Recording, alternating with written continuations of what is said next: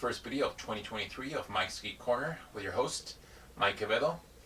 To start the year, I figured we'd take a trip to Atlantis, and more specifically, to where Aquaman began to make waves, pardon the pun, outside the comic book page, and I speak of none other than Filmation's half-hour animated series of Aquaman, which ran from September 1967 to June 1970 on CBS. It originally aired as part of the Superman Aquaman Hour of Adventure. Many younger Gen Xers may have first been introduced to Aquaman by Hanna-Barbera's Super Friends cartoon as part of the ensemble title team, but it was Filmation's series that first launched the then more niche comic book hero to more mainstream exposure, and also fundamentally laid out the character's role from the comics of the Silver Age to TV viewers. Aquaman showcased young viewers the undertakings of the King of the Seven Seas in the vast underwater realm of Atlantis, accompanied by his teenage sidekick Aqualad, his queen Mera, the seahorses Storm and Imp, and his pet walrus Tusky, while coming across such comic book villains like Black Manta, the Fisherman, Starro, and the awesome threesome of Torpedo Man, Claw, and Magneto, along with original foes for the show like the tyrannical Viking Neptune, Vasa, Queen of the Mermen, the mutant scientist called the Brain, the satanic marauder Mephisto, the pirate Captain Barracuda, and the Reptile Man. This show's influence would go on to be felt decades later in the animated show Batman the Brave and the Bold, and the 2018 Aquaman feature film. And maybe as I go on, you'll see why this show, in spite of its low-budget animation and very simple storytelling, it has attained such an enduring appeal with fans and creators. After the New Adventures of Superman flew to successful ratings when it aired in 1966 on CBS, DC Comics, or as they were then called National Periodical Publications, decided to continue collaborating with Filmation in adapting other characters from their roster to animation after CBS gave them an extra half hour for the following season. And after properties like Plastic Man, Wonder Woman, Metamorpho, Challengers of the Unknown, Metal Men, Blackhawk, and Wannabes were considered, it was ultimately decided that, since Superman already had his TV adventures take place primarily in the surface and the sky of the Earth, Aquaman's underwater world would offer an interesting visual contrast. Filmation, seeing how the character wasn't as popular as Superman or Batman, sold the idea to CBS after developing a pilot for the network.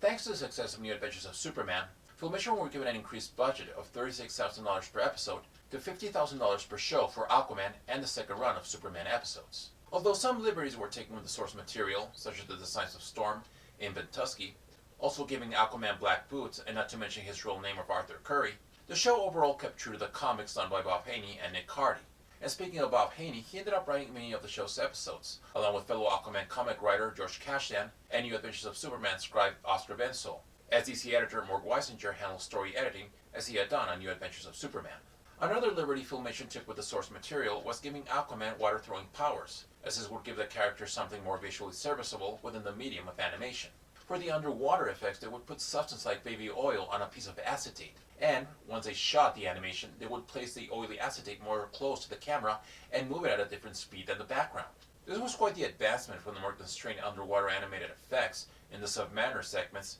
from 1966 Marvel Superheroes show, where animated bubbles were pretty much the only indication of action taking place beneath the sea. Artists from Filmation's Journey to the Center of the Earth, as well as New Adventures of Superman and Johnny Quest, provided rich and imaginative background visuals. Debuting as the Superman Aquaman Hour, the Aquaman segments began after the first half hour of the Superman and Superboy segments, with other segments of guest heroes from Green Lantern, Hawkman, The Flash, The Atom, Justice League, and the Teen Titans appearing between two Aquaman episodes. Voicing Aquaman is actor Marvin Miller, who had previously starred in the TV show The Millionaire, and had also voiced Robbie the Robot in Forbidden Planet, and proved a solid choice for the title role with his distinct baritone voice. For Aquaman's sidekick Aqualad, we have Jerry Dexter, who that same year also voiced another teenage adventurer as one of the two siblings, Chuck, in Hanna-Barbera's Shazam, and he brings the expected naivete for the young protege. British actress Diana Maddox provides an effective tender voice for Mera, and a more sharp tone for the villainous Queen Vasa. And Ted Knight not only returns as announcer and narrator as he did on Superman, but also lends his versatile talent to the villains, such as Black Manta's deep booming voice, which will reprise in the all-new Super Friends 10 years later, a high-pitched squeaky-sounding Fisherman, the hissing Reptile Man, and Mephisto's vast English accent. He would again voice an entire roster of villains for Filmation a year later in Adventures of Batman. Also returning from the New Adventures of Superman is composer John Marion Guard, who provides a further sense of otherworldly excitement for the world of Aquaman and its perilous atmosphere, as well as probably gifting the show with the best opening theme of all of Filmation's DC animated projects. It's on par with some of the best of Hanna-Barbera's opening themes from their action superhero shows of this particular time, with its pulse-pounding rhythm, which also makes its presence in the episode title cards. Pieces from Guard's work from Superman are at times recycled. With a total of 36 episodes of Aquaman, 16 new Superman episodes, 8 new Superman episodes, and 18 guest hero episodes, the Superman Aquaman Hour received the highest rating for a Saturday show with an 8.9 rating. Despite this, in 1968, in an attempt for CBS to expand their Saturday morning fare by bringing in Batman to their roster, as well as more non-superhero IPs like Archie, and to ease up the backlash against adventure animated shows, Aquaman, as its own half-hour show, was moved to Sundays, but only as reruns. The first time I ever watched Filmation's Aquaman cartoons was back in 1991, where by that time they had already rented me pretty much all of the old animated superhero stuff they had available on VHS, and so I finally decided on picking up that Superpowers collection tape of Aquaman. For even though I hadn't really been a huge fan of the character at that point, I was very intrigued to see if these Aquaman cartoons would be like the segment of the Submariner from the Marvel superheroes, which, in spite of its very limited animation, I had very much enjoyed its compelling narrative as well as its visuals of its version of Atlantis, its inhabitants, and villains. Well, while they did not quite have the dramatic component that the Submariner segments showcase, the episodes presented in the Superpowers tape of the Aquaman cartoons turned out to be very fun and visually imaginative. It kind of had a Space Ghost Under the Seas type fun. And here Aquaman seemed to be a more appealing character than I had remembered him being in the Super Friends. Much later in the mid-2000s, after already having acquired considerably more fondness for the character of Aquaman after having read Peter David's comics from the 90s and watched with glee his turn on both the Superman animated series and Justice League, I was once again delighted to be able to watch the Filmation cartoon when the complete series was to release on DVD in 2007 by Warner, and probably enjoyed it even more now as someone who by this time had become more appreciative than before of the old shoestring budgeted animated shows from the 60s to the 80s. Even though Aquaman didn't last as long as New Adventures of Superman, you could get the feeling that Filmation felt very proud for what they had delivered with Aquaman, in taking this lesser-known comic book superhero and tweaking the property's contrivances to appease the workings of TV animation in order to effectively capture kids' imaginations. For the echo of their Aquaman seems to stretch somewhat to their later sci-fi fantasy shows like Black Star, He-Man, and Brave Star, with a structure that consisted of the powerfully gifted hero protagonist who, riding his mount, and accompanied by his allies, including small-sized comical supporting characters, protected their magical land against the plot of a different evil figure in each episode, although more often than not, from our recurring main villain. Now let's talk about some of the episodes of the show and what they bring of value from the comics. The first episode, Menace of the Black Manta, deals with a sinister looter, Black Manta, using a killer whale by an antenna device planted on the creature's head in an attempt to destroy Aquaman, Aqualad, and Mera. After a hammerhead shark summoned by Aquaman destroys the antenna on the whale, Black Manta, by the controls of his manta ship, manipulates the aquatic plant life into sending its powerful tentacles on our heroes. Aquaman must try and free himself, as Black Manta is thwarting to sink a luxury ocean liner. As mentioned, Bob Haney wrote a lot of the episodes, so as it should be expected, traits of his Aquaman work will be present in the show. And here his story, Between Two Dooms, in Aquaman number 35 from June 1967, which was also Black Manta's first appearance, seems to be lightly casting its shadow in this first episode, for In Between Two Dooms also features Black Manta trapping Aquaman through the use of his sea vessel before setting into motion his plan to cause calamity in Atlantis. The episode, The Rampaging Reptile Man, written by George Kashdan, treats us to the devious plot of the Reptile Man, which consists of them infiltrating an Atlantean power station and sabotaging the machinery within, which leaves Atlantis without power and vulnerable to a conquest. After the Reptile Man captured Aqualad as he attempted to warn Aquaman of the break-in, Aquaman manages to rescue Aqualad in a scheme from the Reptile Man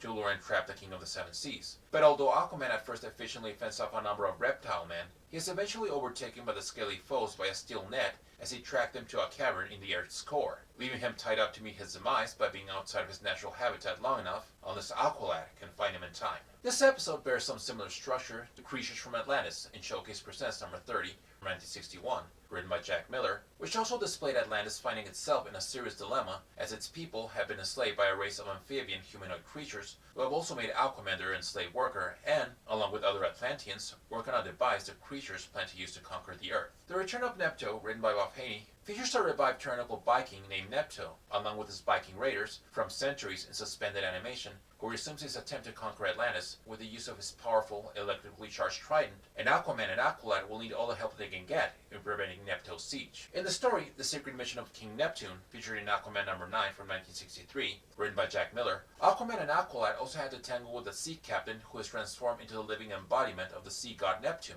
as he causes mayhem by putting to use his immensely powerful trident to set in place his rule on the sea. It's fire versus water in the volcanic monster, as the burst of an underwater volcano unleashes a gigantic fiery behemoth, causing damage in his path, and with Tusky in peril of the approaching Titan, Aquaman, with Aqualad and other sea allies under his telepathic command, must conquer the monster's living inferno. 5 years prior, in Aquaman number 1, The Invasion of the Fire Trolls, the Sea King and Aqualad are sought by a water sprite named Quisp to help against a group of volcanic-bred fire trolls who are terrorizing the underwater realm. After having written the episode of New Adventures of Superman, The Merman of Emor, which dealt with a race of mermen led by the ruthless King Triton as they abducted scuba divers, including Jimmy Olsen, so to place them in the Emor Coliseum to be prey for lion sharks for Triton's amusement, Oscar Wenzel revisits the concept of evil mermen in Bassa, Queen of the Mermen, where the nefarious Queen Bassa, with her mermen controlling a fleet of mechanical whales, set forth to invade Atlantis and destroy Aquaman, while also having captured Mera. Where Lurks the Fisherman, written by Bob Haney, treats us to a plot that has a titled villain and his Hammerhead cohorts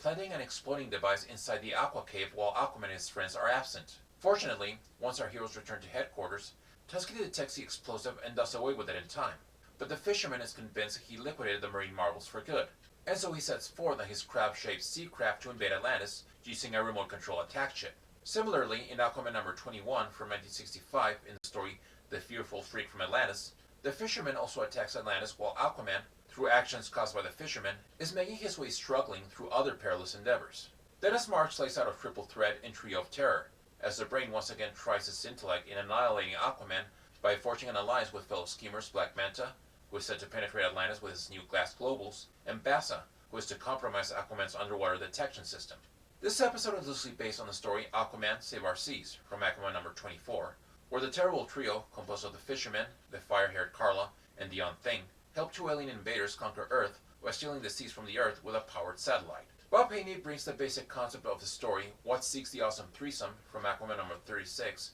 to the episode The Torp, the Magneto, and the Claw, as the three powerful robots, Torpedo Man, Magneto, and Claw, unleash an assault on Aquaman, Aqualad, and Mera. It will take more than our three heroes to overpower these armored juggernauts. Aquaman is asked for immediate assistance by a gill man to save his village from a giant humanoid mammoth who is on a destructive path in Goliaths of the Deep Sea Gorge, by Oscar Wenzel. This episode bears some parallels to the comic story The Menace of Alien Island, from Aquaman number 4, where Aquaman and Aqualad are asked by an alien race to help them stop rogue members of their kind who are using a gigantic robot causing havoc in a coastal community in an attempt to invade Earth. And finally we have the episode The War of the Aquatics and the Bimfars, by Dennis Marks, where Aquaman and Aqualad are summoned for a top secret assignment to explore a newly discovered basswater covered planet called Q344. Once in Q344, the marine marvels and Tusky become the prisoners of fish-like beings called Aquatics, who believe the aquatic earthlings to be spies of their humanoid enemies, the Bimfabs. Things become more complicated when the Bimfabs eventually abduct Aqualad,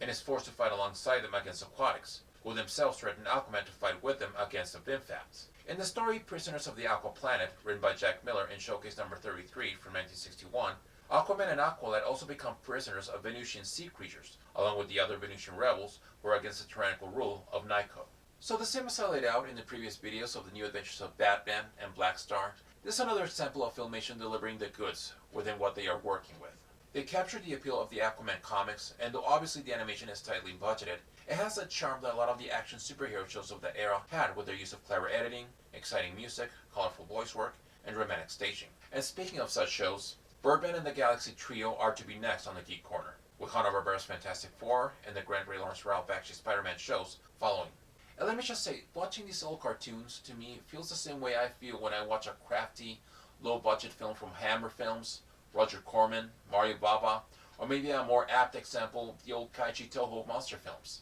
It's just a style and charm that is very much their own. A feel-good charm that can brighten tough days. Filmation's Aquaman should be a joy to watch for fans of the character, maybe especially fans of his Silver Age adventures, and I'd say fans of 60s animated action shows. The episodes might be available on HBO Max, Amazon Prime, and Vudu. You can also hunt down the physical media online or your local entertainment store. So, if you feel like diving deep for a swim,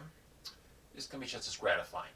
So that's our video. Hope you enjoyed it. If so, please give it a like. Please make sure you subscribe. Feel free to leave your comments below. And I'll be seeing you soon. Take care. Bye-bye.